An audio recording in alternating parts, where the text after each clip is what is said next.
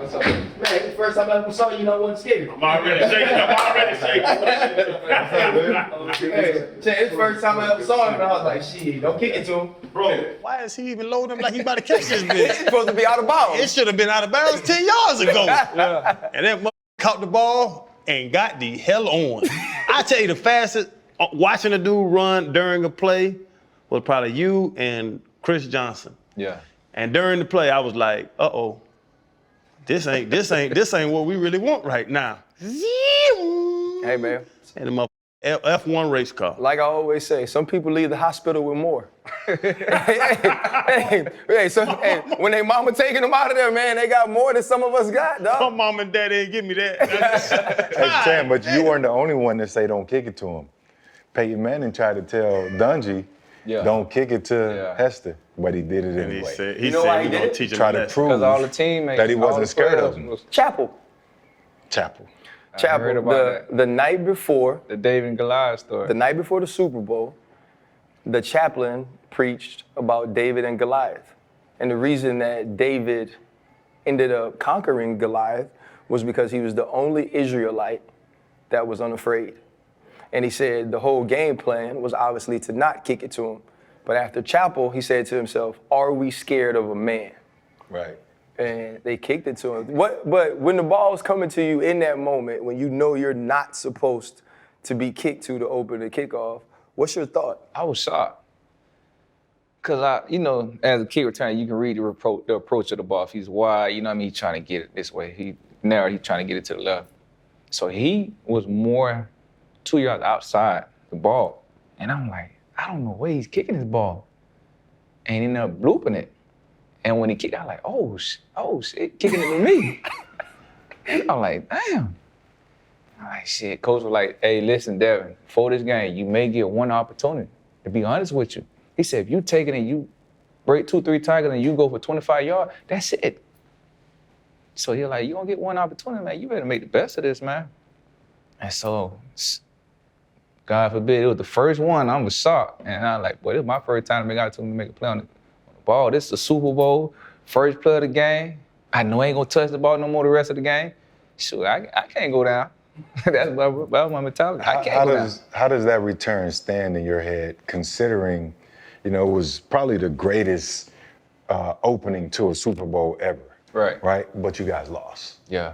How does that diminish the moment? It killed the whole Super Bowl atmosphere. You know what I mean? Of us just playing in the Super Bowl, but it was like how everybody looked at it was like, man, this is one of the most greatest plays that ever happened in the NFL. Right. And for it to be in the NFL, in the Super Bowl, and not only the Super Bowl, the first play of the game, it never started out like that.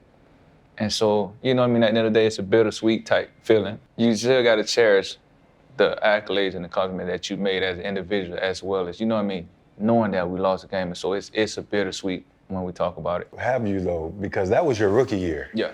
And the things you did that year was simply amazing.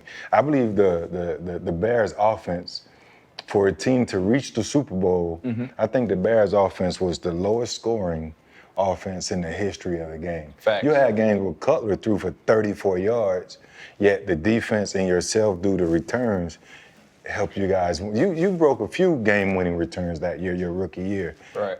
Are you able to put that into real-time perspective? I think me and Robbie Gould was leading in points on our team. Robbie Gould is our kicker.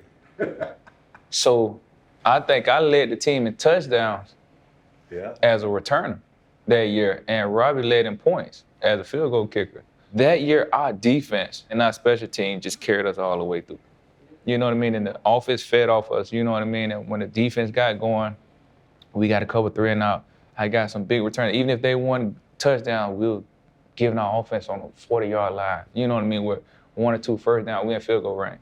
So they really fed off us and allowed the offense to put some points on the board here and there. Hold up, limitless, niggas to me kind pinning it. I fought to hear to witness it. Got my people feeling militant. Way I'm feeling got me up. On the mission got me up. Knowing me, I got the key.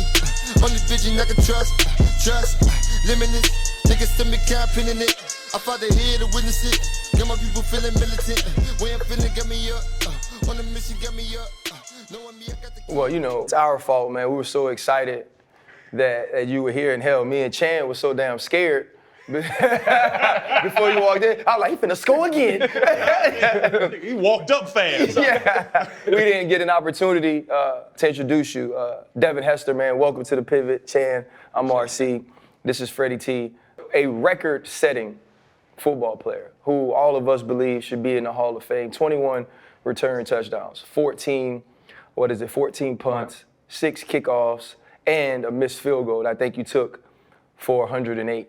You know, everybody knows about that part of your life because we could cut the film on. Right. A lot of people don't understand what got Devin Hester to that point, the things that built him up through adversity. One of the things I found funny was the little brother talking about the fact that they didn't cut the grass in the winter where you guys played. I think it was Wells Field or something like that when you were growing up. I laugh at people from Florida. They got all kind of reasons why y'all fast. Some folks chase rabbits. Yeah. You know what I mean? There's all these different things. But for you, what was it like, you know, growing up where you did, and, you know, whether it was playing two-hand touch where you said, man, it started with a throw and I would take that back to the house, or being pushed to play football to get through certain things, you know, you've gone through in your life, which we'll get through. How did your upbringing start to shape who you were as a man? Florida, you're kind of forced to play football. You don't have no choice. You know what I mean? Of course, you have every now and then, you have one or two guys that just want to be that basketball player. But in Florida, our Christmas was like 85, 90 degrees. So when you talk about, you can always look at a Florida athlete compared up to a New Jersey or, you know what I mean, up north type player. When you just look at the way they move, it's so advanced. And I think it just comes from us playing football year round. Like, I can remember growing up, all we did was homework, outside football. Homework, outside football, every day. That's all we did. So when it came for rec ball, we was all in one community. We knew everybody. Everybody went to the same middle school. That's all we knew. And growing up, bro, you read the stories about your mother, how much she meant to you, your father and your father-in-law. Right. And like, even deeper than that, not just football, like. His stepfather? Stepfather. Yeah. What is father-in-law? I don't even know how that works that well. Oh, that's your wife's daddy. Your father-in-law, your stepdaddy. Yeah, father, your stepdaddy, and your mother. But even deeper than that, like, to RC's point, like, what made you, everybody ran around, bro, but everybody like your chain has, which I'm assuming, the greatest of all time, like that side of it. You know, when certain people, you just know he got it. And unfortunately, I was blessed to just say that this guy here just, whatever he does, like anything, like growing up in the Boys and Girls Club every day, pool, table tennis, baseball, whatever. Like, I was just blessed to be one of the great ones, the best ones on the team. And not only that, but I grew up where I always had to play with the older kids. I never fit in with the younger kids. And I think that what made me so special, where when I started playing with kids my age, it was too easy. Because at the age 4 or 5 years old, I had older cousins making me play with the 13 and 14-year-olds. The talent that I was building up, it was already me. Say, for instance, a 5-year-old, he's not going to kindergarten, first grade. No, your parent, I'm moving you to 6th, 7th grade off rip. And I think that separated me from so. That's why, like, me growing up, to be honest, I never felt comfortable when I had to play on my age group, because I felt like I had to play down to fit in.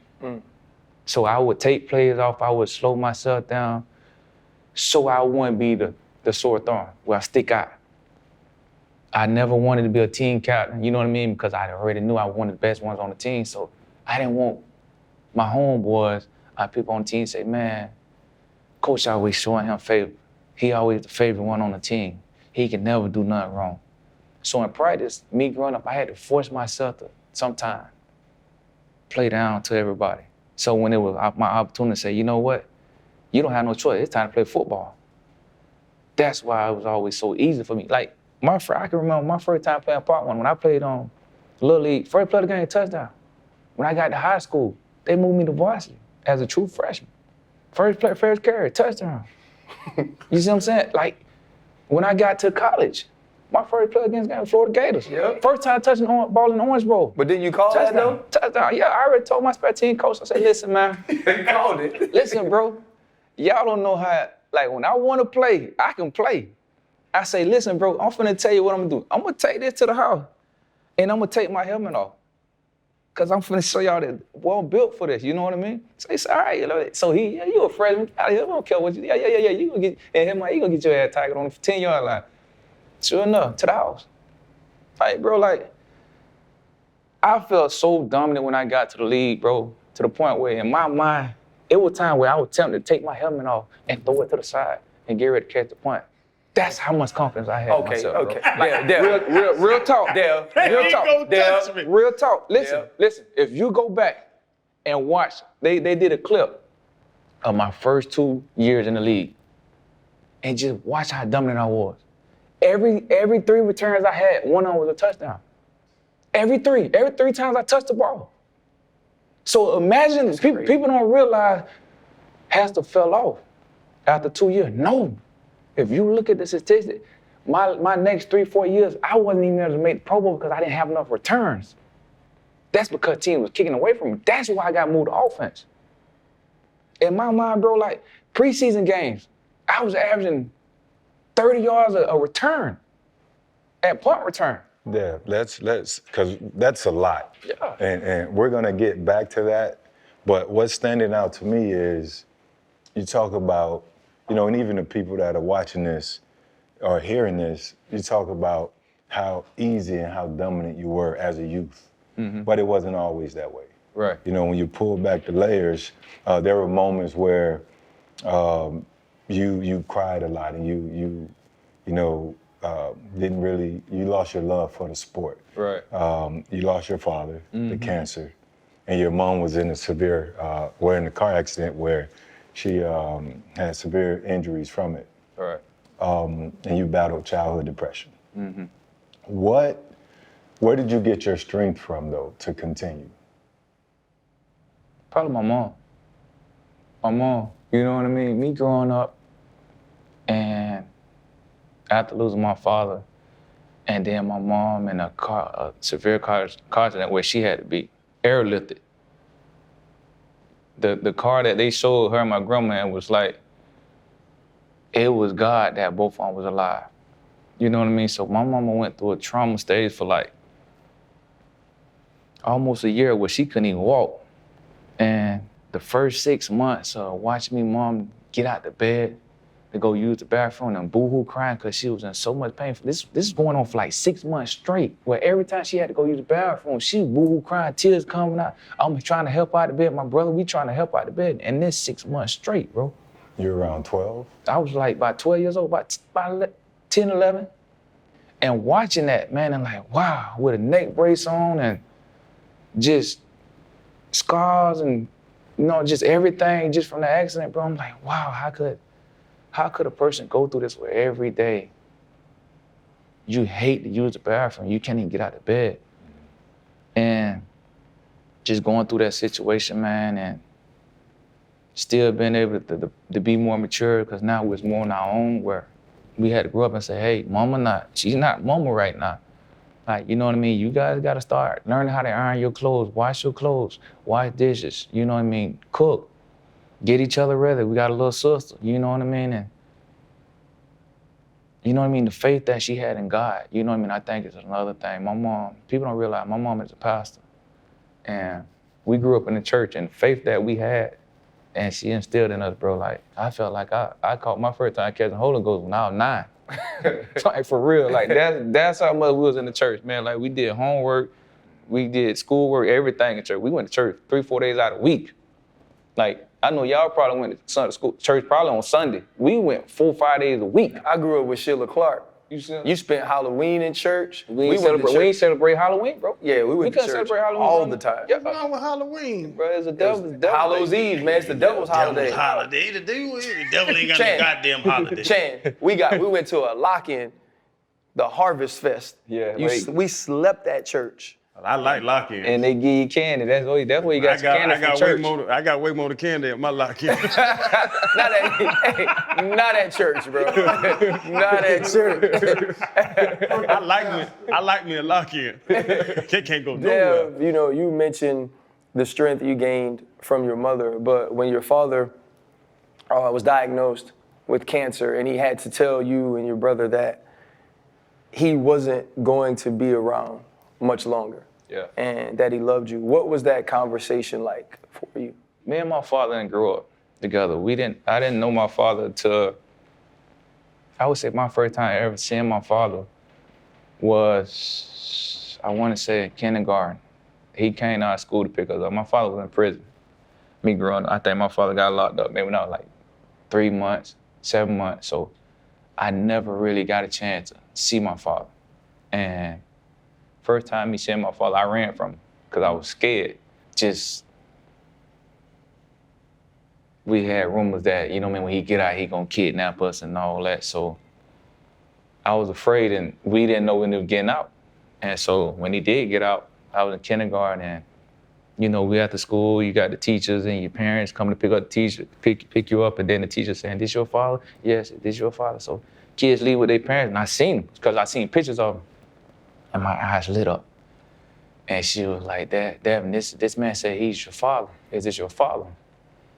And I was just so speechless, and I was shaking because I thought he was gonna kidnap us. So first thing I think of was I ran to my brother's class. He's a year older than me, and I banged on the door. Hey, is Nars here? And it's like, "Yeah, it's right there." I was like, "We gotta go." So he looking at me like, "What's wrong?" I said, "Daddy here, he about to kidnap us." Dang. And so the first thing we did, he grabbed his book bag, we take off, we running home. We go home and tell my mom, "Hey, I just seen Daddy, he out, he here, he trying to kidnap us." So that was my first time meeting my father. Because your brother's a junior. Right. Why would you, or who told you the stories, or where did you guys get it from that that's what your father would do once he was released from prison? You just have families where you get into it, you know what I mean? My mom and them got into it, my dad's side of the family. While my father was in prison, you know what I mean? It was kind of distant. Nah, don't go over there. Nah, they this, they that. That type of family, you know what I mean? So my mom always told her, just be well. If your dad ever get out, you know what I mean? It may be a chance, he may be trying to kidnap. There's rumors going around that that's what his mindset is. So that's what we were told. How did the relationship mature then? It matured because the minute he got out, you know what I mean, he started getting himself together, got a job, got his own place, and we kind of slowly worked our way back into, you know what I mean, seeing him on the weekends, spending the night during the weekends, and you know what I mean, that kind of built a relationship where we were like, okay, now we know who our real dad is. Spending the night on it, we started I would say within a year or so, we was over there every week. Yeah. So did that help you? Yeah. Because a lot of things, you know what I'm saying? The single mother stuff's big. I was raised by a single mother, but did you feel that helped you? Because like you're saying, the start of the relationship, you ran from the motherfucker. Right. But did that help you as a you? It helped me because, you always want to know who your real parent is. Regardless of how bad your situation is, if your parent gave you up for adoption.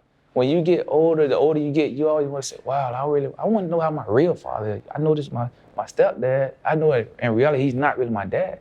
I want to know who my real dad is. So me and my brother, we were so eager to let me learn who my real daddy is.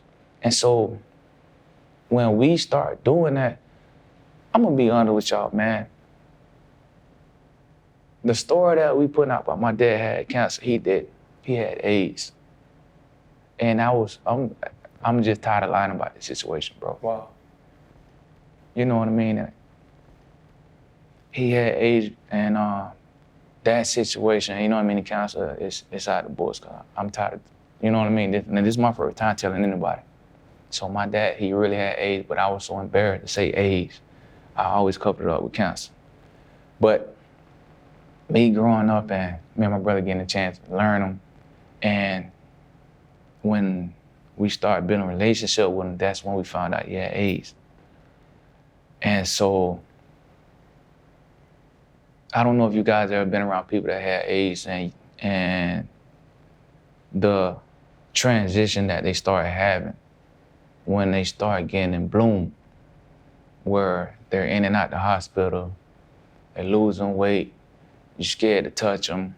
It was like, wow, man, I finally get to be my dad. I'm like 6, 7, and then, dang, I meet him. And shoot, now he got AIDS when I really started having a relationship with him. So it's like, wow. I'm scared to go over there now. You know what I mean? And it was tough, you know what I mean? But the time that we did, I would say we spent 2-3 years of bonding. But then at the same time, as a kid, you're like, wow, I'm scared to eat when he cooked. You know what I mean? As a kid, you don't know. And so, you know, Devin, come give me a hug. I'm scared to give him a hug now, you know what I mean? He kissed me on the cheek, I'm nervous. You know, dang, you know what I mean? I ain't know you, you know what I mean? I ain't know you couldn't get AIDS from saliva. I'm a kid. So I'm like, now I'm freaking out, you know what I mean? So just everything in that situation, man, at the end of the day, I'm glad I was able to spend 2 or 3 good years with him. But just the stories that I have, you know what I mean? Just asking my uncles and my aunties, well, how was my dad? Well, how was he growing up? And I don't know if, I know my dad used to go to Belgrade a lot and race a lot of cats from Belgrade. He was very fast. I know that's where I did get my speed from. Mm-hmm. He was, before he got locked up, he was a side hustle, you know what I mean? He did a lot of street betting. He didn't like to work. He ran track for like 1 or 2 years in high school, but he didn't like the sun. They say he was a pretty boy. He just always dressed up and had all the pretty girls. But he was the fastest thing on earth when it came to Palm Beach County. Like, there's so many stories that they gave me, you know what I mean, where he raced like the guy that won state championship. He went and raced him. They had a bet going on, the whole neighborhood out. They say he ran past dude, slapped him on the ass and turned around the last 2 meters. Mm-mm. Like, that's just what he did. You know what I mean? He just fast, but he ain't want nothing to do with sports. So when people talk about my dad, that's the only thing I can think of, you know what I mean? Okay, this is what he was. Yeah, first, I want to apologize, man, that you had to endure that as a kid. But I understand your pain. Yeah. Because I was in college. I'll tell RC and Chan and everybody else that's watching this.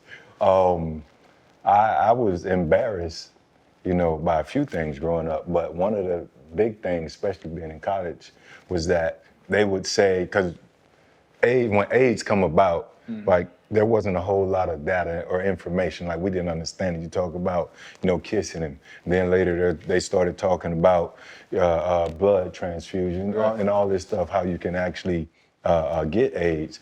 But the one negative thing that sort of followed me was my hometown. You mentioned Belgrade. Right.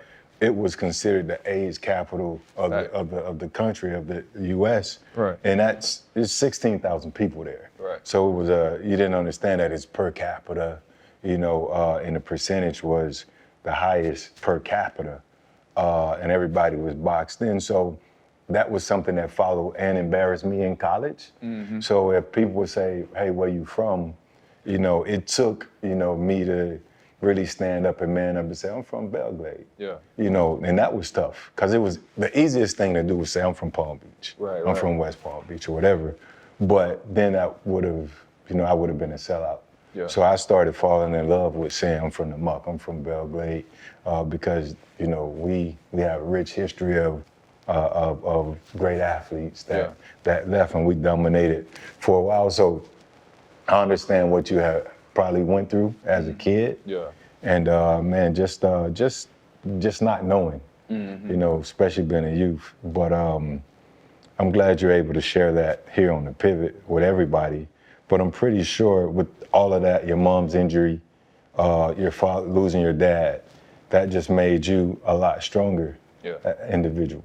Of course. Like you say, bro, I know he's from the muck, I'm from Palm Beach. We share a tie. Like, I got my grandfather from the area. I got Uncle Jesse. His jersey retired and they locked in they high school. He went to Belgrade. So you know what I mean? When you talk about Belgrade and Palm Beach, it's the same thing. It's time to talk about our partners over at DraftKings. And we got a deal for you. Any new customers signing up with the promo code PIVOT, you place a $5 bet, you instantly get $150 in bonus bets. You know I love the same game parlays. Been doing it for years. And right now, if you're signed up for DraftKings like I am, you get a no-sweat bet on the parlays. If that parlay doesn't hit, you get a bonus bet. It's probably good for you because I'm sure your parlays never hit, so they probably did the no-sweat bet just because they love your personality. I'm following Shan. It only makes sense. The no sweat bet is so sweet, I gotta do it. But check it out, because we're in Jersey, I'm playing this week. Wherever you are, don't worry about it. They got the DraftKings Daily Fantasy. If you're not there wherever the sportsbook at, you still can get in the game. Get out your mobile devices and download the DraftKings Sportsbook app. Any new customer using the promo code PIVOT, you place a $5 bet, instantly get $150 in bonus bets. Back to the show.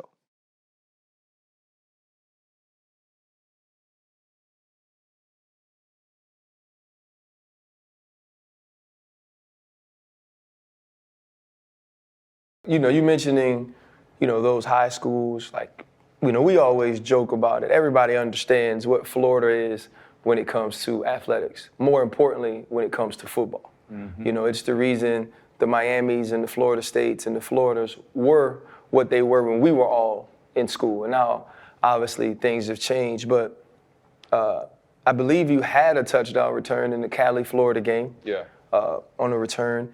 When you were getting recruited, what drew you to UM? They was just the hottest team at that time. It was the hottest team. UM, people don't know, UM was my first college letter. And I think that right there that's my first college letter. I got a letter from UM my sophomore year, middle of my sophomore year, and it came from UM. And I was like, wow, they was like, listen, man, we see something in you special. Then I had a cousin by the name of Mike Smith that started linebacker at UM. I don't know if he played around your time, Smitty. Fred. Yep. Smitty, yeah. And then, like, when, you get recruited, you start getting free tickets to go to the games. And then just going to the games, bro, and sitting in that stands and being able to mingle with them guys before the game and then to see them come out that smoke, bro, at the OB, I was sold. I say, I got to play for them. I don't care what other teams recruit me. I got to play for Miami. And so I was locked in and sold from day one. But that wasn't almost always the case, because after you fully committed to UM, there were some SAT allegations that came about. Right. Can you take us through that process and how that came to fruition? At the time, man, we're getting recruited from all these things, you know what I mean? As a kid, when you get to 5 visits, all you can think about is, man, I'm finna miss Thursday and Friday at school. And I'm finna go on a flight. I ain't never been on a plane. I'm finna start flying and going to plane. I'm finna use all 5 visits. I don't care, you know what I mean? So UM already knew I was going there, but I was like, man, I'm gonna take advantage of these trips, man. And so, like, a lot of teams, like, I was shutting down all rip, like, the Virginias, the Syracuse, back in the day, Clemson won all that, the Clemsons and all that. Nah, I'm good. And then it was like, I started looking at the map, the map, and I was saying, what do I want to travel? You know what I mean? What places do I want to see? And so I started traveling. I ended up going to Purdue. I know my point. I was like, why nothing. And so when I got, I said, man, I just want to go somewhere far. I want to see snow. Is it snowing around this time, Coach? So, you know what I mean? From Florida, we ain't never seen snow. Yeah. So I want to see snow. So I went to Purdue, bored down to it, you know what I mean? After a while, started shaking hands, getting close to signing day. And to piggyback, so I ended up taking my SAT my junior year. Now we all know as athletes, when you take your SAT, within 2 weeks you get your test scores back, 2 or 3 weeks. If you don't get them back, something going on. They don't found something, they don't challenge it or something. So I took my SAT my junior year, middle of my junior year, got my SAT scores back, everything good, right? Going to my senior, this is the best feeling when you an athlete, you take your SAT your junior year, and your GPA is close to like a 3.0, you know what I mean? And all your test scores, now your whole senior, all you gotta worry about is football. I would encourage every athlete, bro, if you plan on going to college, if you get all that stuff knocked out your junior year, your senior year is just playing football. Easy ride.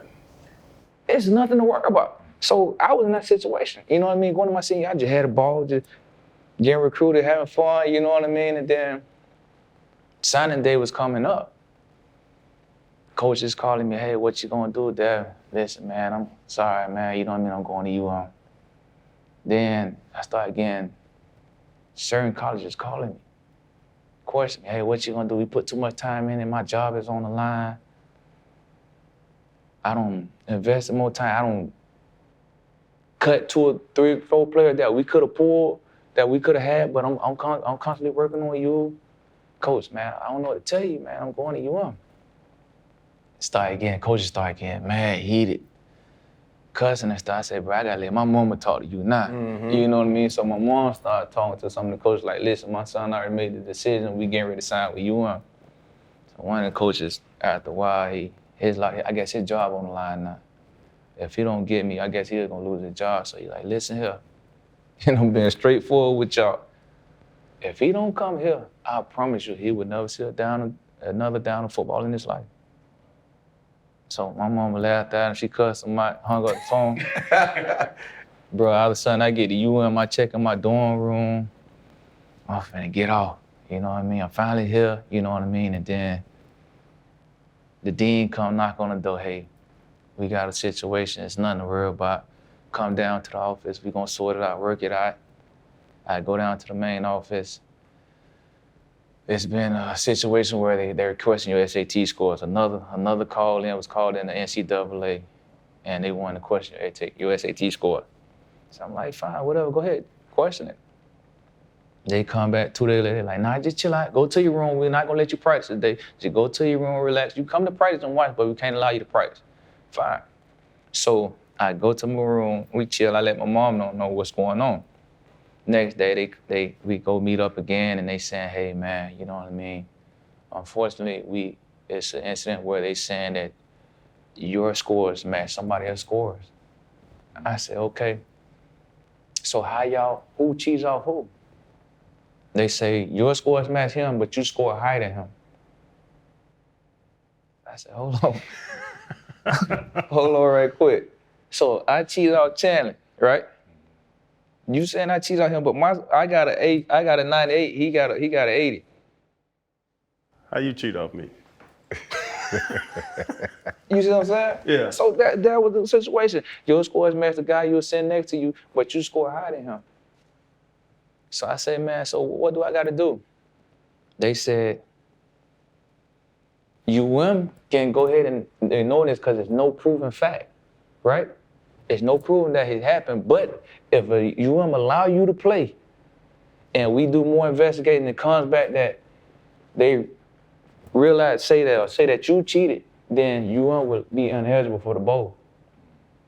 So UM like, bro, we just won a national championship. We on our way to another one. D, I know we love you, dog, but we can't allow you to jeopardize this season. We gonna have to sit you out. But it's up to UM. You can play them. If we dig into it and we find out something, we gonna disqualify y'all for the whole season. So UM said, nah, we just gonna sit them out and wait the next year, let everything clear out, and then come back to play. So I say, so what I gotta do now? And then you gotta chill. You can stay up here, or you can go home. I say, bro, I'm not staying up here. Can I go to class? I say, nah, you can't even go to class. So when they found out it was up to UM, all the colleges started calling me now. Listen, we got another scholarship right now. We willing to take it. So, you know what I mean? This is where I said, you know what I mean? This is where I would say I really gained faith in God. I'm on my way home. My mama's phone getting blowed up from colleges. Listen, we just found out the situation. Maybe it was that guy, whoever did the call. Maybe he called, you know what I mean? Listen, we willing to take D right now. We gonna play on, we know that it ain't no proof that he cheated or whatever the case may be, we'll take him. My mom said, nah, we gonna stick with UM. So when I got home, the minute I pulled in that driveway, bro, like tears just started flowing from my face. And I'm like, man, wow, is it really over for me? You know what I mean? Because where we grew up, it was football or the street. Yep. You know what I mean? You play football and you see all the cars around by with the big rims and the music banging. Oh, boys. I was playing this because I want one of those cars. And I wanted to get it the right way. You either get it the right way or the hard way. And so when I went home, I said, I don't know nothing else, bro, but football.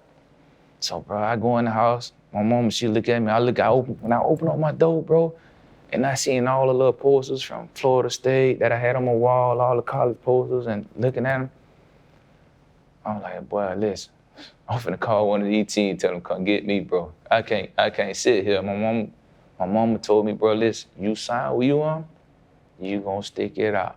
Wow. And then so like when I called UM out, and I was finna leave without my mama's permission at one point. So I called UM like, listen, bro, my mama told y'all I'm finna stick, but I'm trying to go get it. I'm trying to at least go to school, bro. You know what I mean? At least be in class, doing something, on the practice squad or something. I'm finna go somewhere else.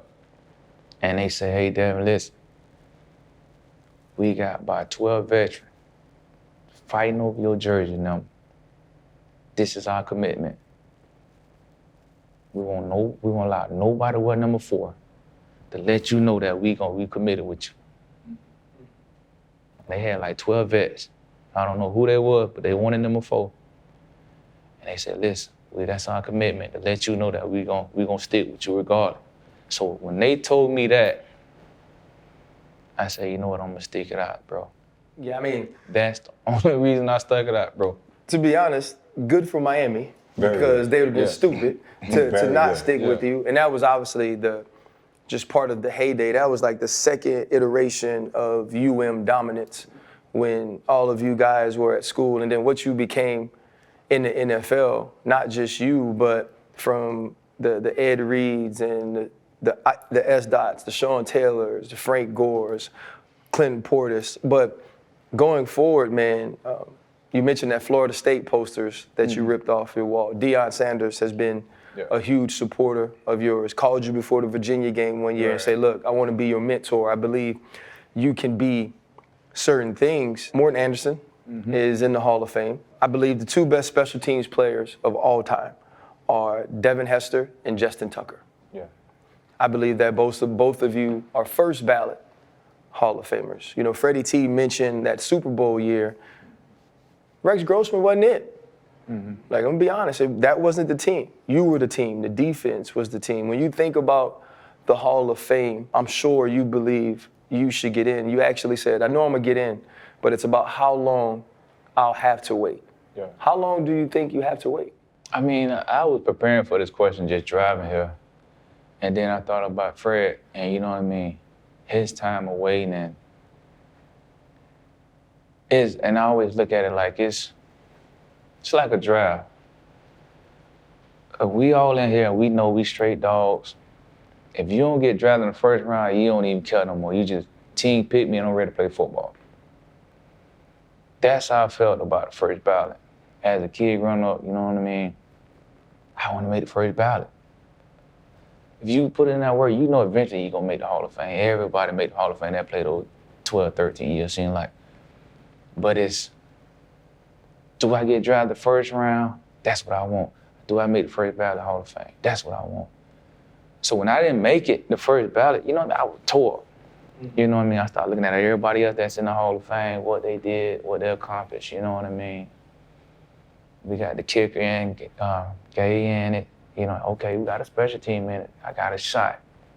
When I make it, then make it first ballot. Now I'm at the point, this is going on my 3rd year, it's like, the more I'm accepting it, and I'm just waiting for my time now. So right now, it's just more just, when it happens now. That's how I'm feeling.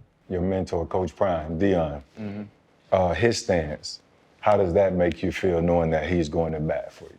When you have guys like that, we all know it, like Deion is, when we talk about Deion, you know what I mean, he's one of the elite guys in the NFL. When you talk about NFL, like, he's in that Peyton Manning category. He's just up there, you know what I mean? Whatever he say, he got weight behind his name.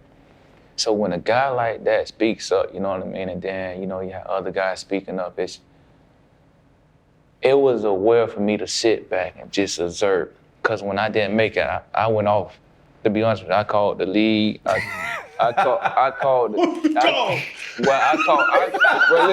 So the guy that is over the Hall of Fame, he calls you. You got to think about it. I was the last guy to get cut 2 years in a row.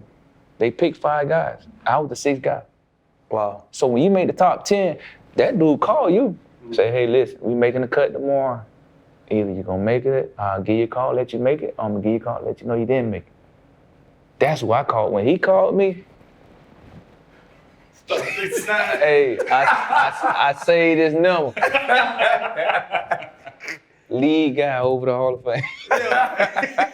He wrote all that in Lead guy over the Hall. You had to get into that company I called him line. back. I said, you know what I mean? I want to know what happened. Like, you calling me, telling me I'm the last guy to get cut. Let me know what was said in the room. Like, when did I get cut? Like, I know it's 10 guys on the final. What number? I want to know all this. What number was I? He said, yeah, you was the last one again. I said, what? And he said, Devin, to be honest with you, man, I was voting for you. But some of the other guys just said, like, the reason you didn't make it because of the minimum, the snaps that you had. So we can't compare you to, it's hard to put you in the Hall of Fame if we got Zach Thomas, he did 10,000 snaps. Compared to you, you only did 1,000. You know what I mean? So that's the reason you didn't make it, to be honest with you. We know you're gonna make it, but it's so hard to compare you to these other guys because these other guys are putting in 10,000 snaps in their career, and then we're looking at your minimum snaps that you played in the league, and you only showing 1,500, 2,000 snaps.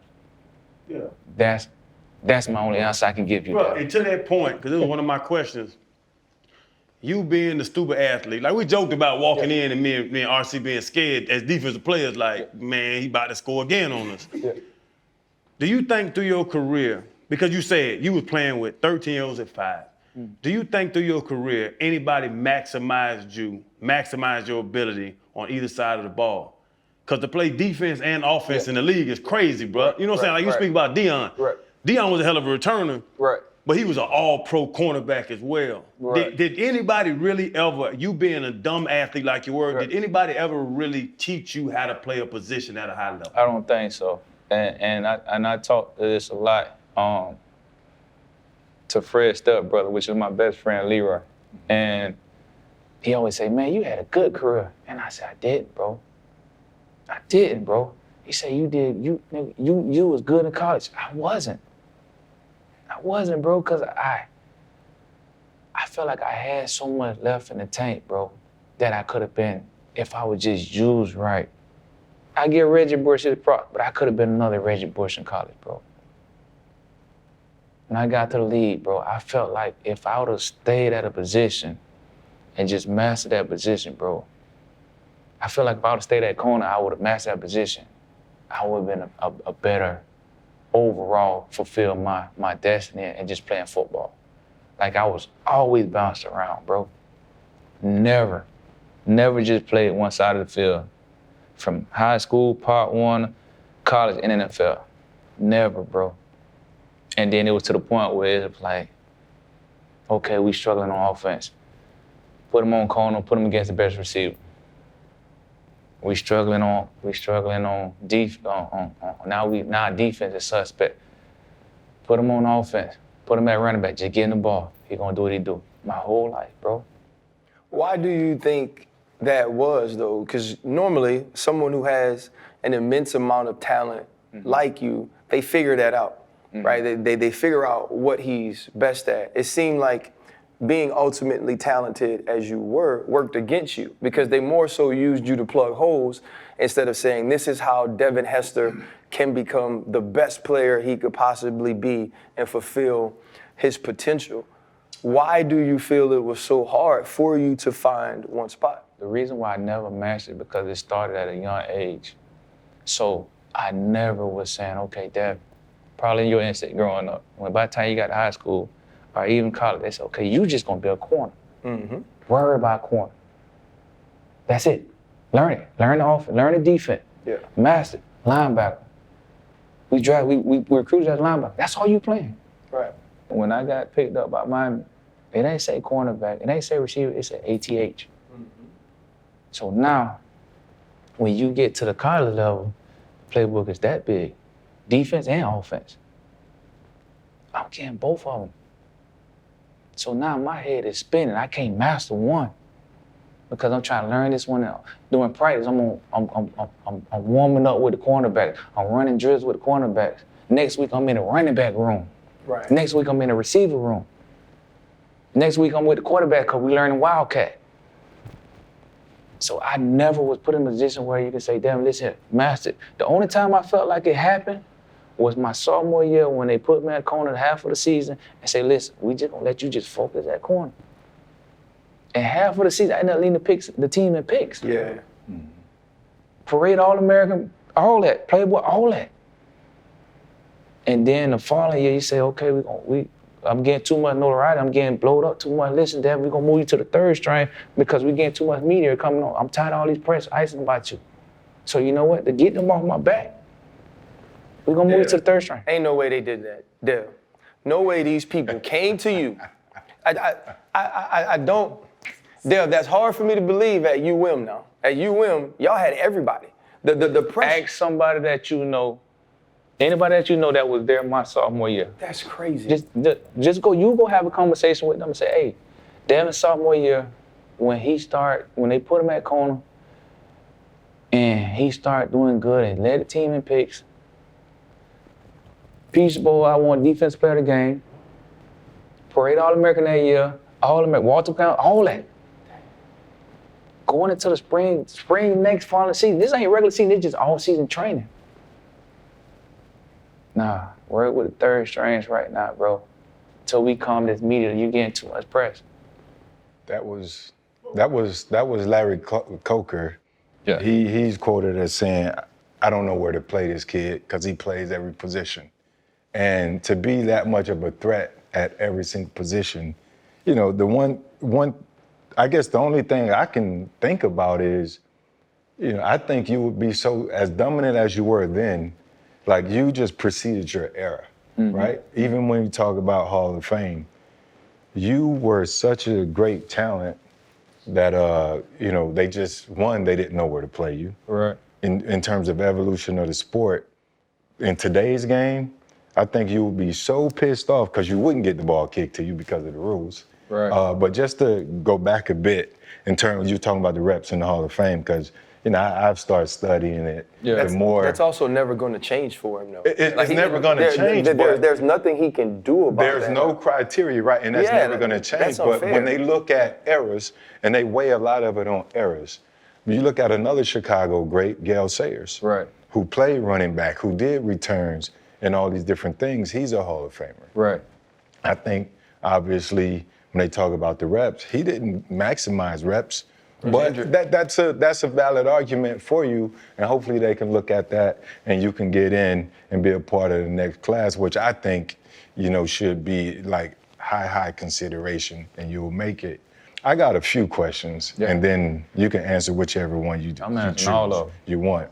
One, are you the best player ever in the history of University of Miami football?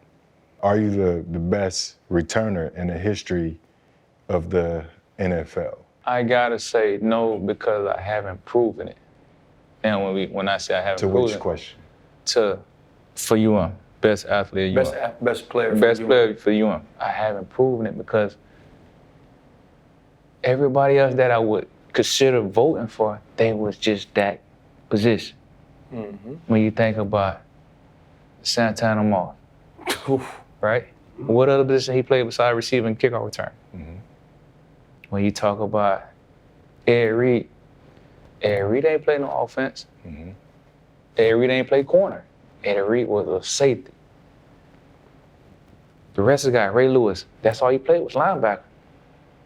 Me, I played receiver my first year and running back, receiver and cornerback my second year. Junior year, started off at cornerback, ended the season playing receiver and running back. Finish out your top five. Santana, Ed, Ray. I would. Give me two more. I can't name them in order, but I would say Santana, Michael Irvin, Ray Lewis, Sean Taylor. I gotta say Willis McGahee. AUM. Okay.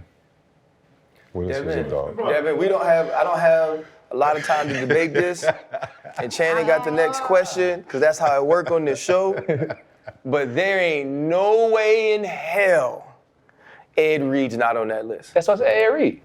I said Ed. Oh, we had Ed? Yeah, I said Ed Reed. He kind of bumped it. Yeah, when he went to the, okay. I said Ed Reed. I said Ed Reed. I think I threw Santana in there for him. I said Santana, Ray Lewis, Ed Reed, Sean Taylor, and Willis. Oh, okay. I must can't count. But bro, it's just crazy. It still blew my mind from earlier, bro. So you bring up them. Ray got a lot of goddamn attention at UM. Ed did. Sean T. Andre Johnson. He stole my soul in the league a couple times as well. Just the guys I know. Tanner was a monster. Right. And them dudes, but when they were thriving and bringing attention, Willis and them running back, Frank G and them boys, but the attention was all over them. Why, when you had attention, that blows my mind. You getting too much attention, we need to pull you off the defense. That shit's crazy to me when UM is not Kennesaw State, bro. It's UM. I think it was because I was younger at the time. I was younger. I was a sophomore. These guys, when they really got their household name, it had to be like their junior years. And so they had a decision to come out or stay. When you think about it, nobody talked about really Ed his sophomore year like that, but his junior and senior year when he made a name, right? 8 picks 1 year, 9 the next. Santana really blowed up his junior and senior year. So with me, it was my sophomore year, bro. Like they had a draft projection. If I was eligible, I was like at my sophomore year, I was like top 15 pick, bro. But I couldn't come out. Wow. You see what I'm saying? I was a sophomore, so okay. We all know in these schools, when they know like you young, you can't come out.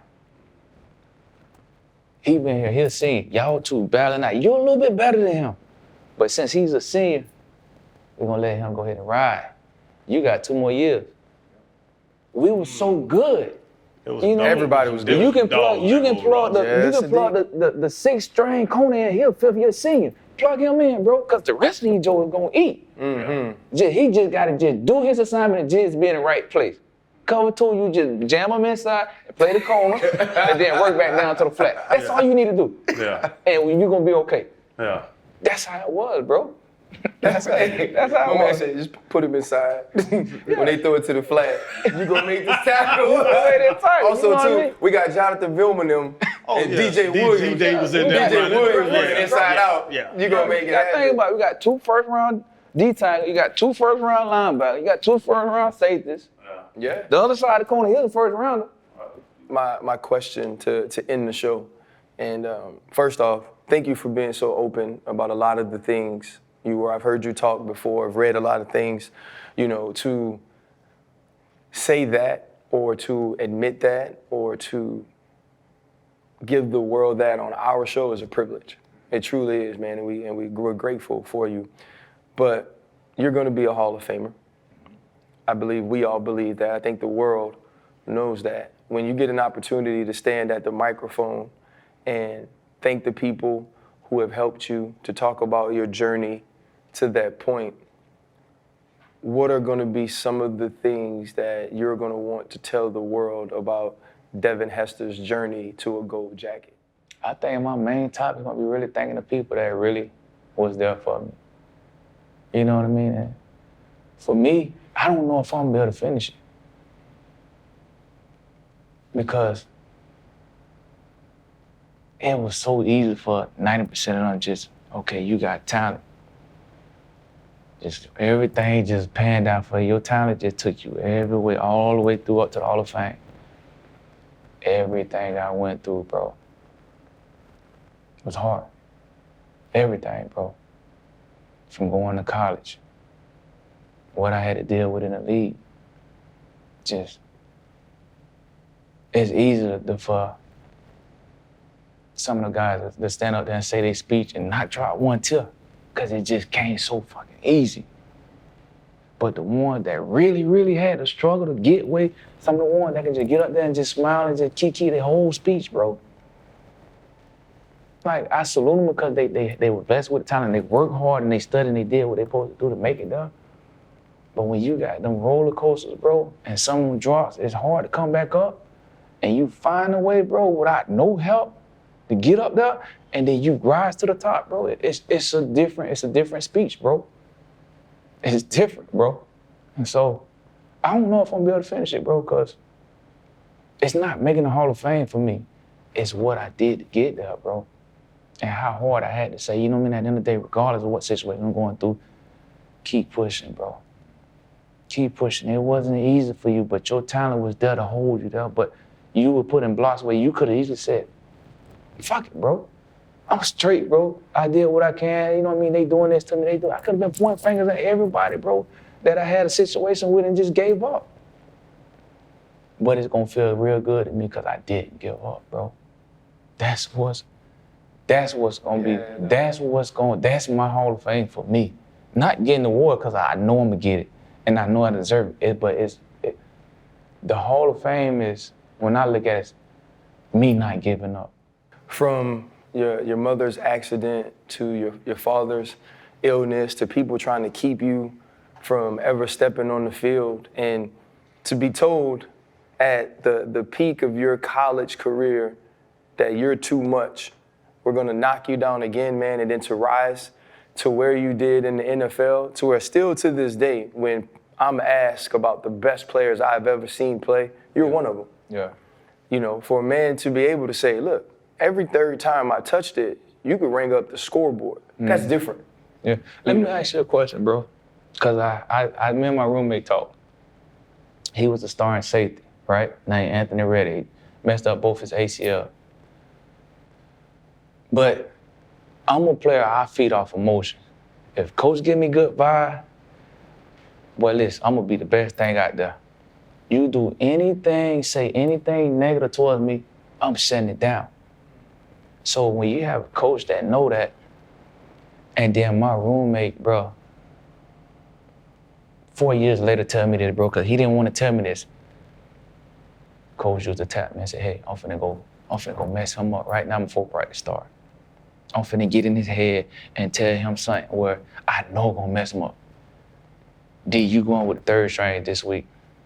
D, just say something negative that would you know that's gonna get in my head to the point where I'm like, I don't even want to practice no more. How would you respond to that when he do it? It was days, bro, in practice where I would leave. Wow. Hey, you clear it. Don't say nothing to nobody. Go to the locker room, take off my equipment, get in my car, and just ride. I did it about 5 times. My junior, I did it about 5 times. Where I just, like, you probably never experienced just in college, just in the middle of practice, just walk off and nobody know you left, you just go get in your car and just clear it. I did it about 5 times my junior year, bro. And it just comes from just, like I said, I'm an emotional player, bro. The crowd going crazy, I'm gonna go crazy. y'all better They not they must have been going crazy when they kicked it to you at Duke. Jesus. Do you think he was testing you to try to build that callous? At first, right? It's just like you got a kid, right? There's certain things you can say that's gonna build them up. And then there's certain things you can say, well, I can't say that to him. I can't say that to him. You learn your players. That's what good coaches do, learn their players. That's what great players do, learn their players. So after the 4th or 5th time, you already know what it's gonna do to you.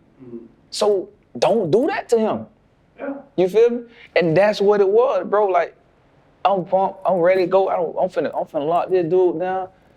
We get in the line. Don't go with the ones, go with the threes, because you're gonna practice with threes today. I don't want to practice no more, man. I'm done, bro. Yeah. I'm done. Yeah. I want to be with the ones, bro. I want to work. I want to go with the safety, starting safety, because at the end of the day, me and him got to communicate. Even though you give us a play call, you know what I mean? Long as me and him on the same page, bro, at the end of the day, right? Regardless, like, dang, I ain't hear the play call from the coach. Hey, safety, we finna do this here. At least we know what we doing on our side. We straight. It's the chemistry, bro. D, I'll say this and we'll wrap. despite the ups and downs, the roller coasters, coaches trying to get in your head, you're able to persevere through that. I think this is the second show in a row that RC's worn a hoodie that spoke to what's going on with the guests in the show. You stood firm. Yeah. Stand firm. You were able to stand firm, and shit, you about to be in the Mecca soon, man. So we appreciate your time, bro. Appreciate you guys. Much love. And make sure you tell him Fred Taylor was my favorite player growing up. Hey, when he get That's you, gonna right. be Fred. Yeah, make sure Fred that hung with that gold jacket on. Hey, yes, sir. Appreciate you, brother. Hey, shit, I'm gonna be there. Oh, yeah. Yeah, that's all I want you to say. Fred Taylor was my favorite, player growing up. I might have So, gray hair by the time you get there. Well, hey, it's all good. I might have a great time by the time I get It's there. all good. It's all good. Hold up, limitless. Take a stomach, got pin in it. I fought the head to witness it. Got my people feeling militant. Way I'm feeling got me up. On the mission got me up. Knowing me, I got the key. On this vision I can trust. Limitless. Take a stomach, got pin in it. I fought the head to witness it. Got my people feeling militant. Way I'm feeling got me up. On the mission got me up.